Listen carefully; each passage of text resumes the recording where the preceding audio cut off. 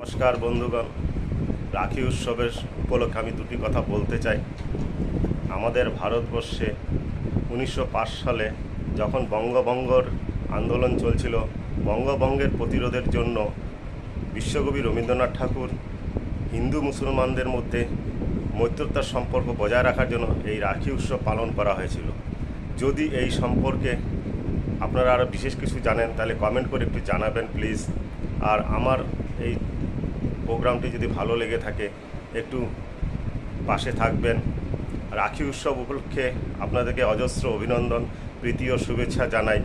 এই প্রোগ্রামটি তখনকার দিনে কলকাতা থেকে শুরু হয়ে সিলেট পর্যন্ত, ঢাকা পর্যন্ত বিস্তৃত হয়েছিল। হাজার হাজার লোক এর মধ্যে সমাগম হয়েছিল। অজস্র ধন্যবাদ আপনাদেরকে। আজকের রাখি উৎসবের উপলক্ষে প্রীতি শুভেচ্ছা জানিয়ে আমি প্রোগ্রামটি শেষ করছি। ধন্যবাদ।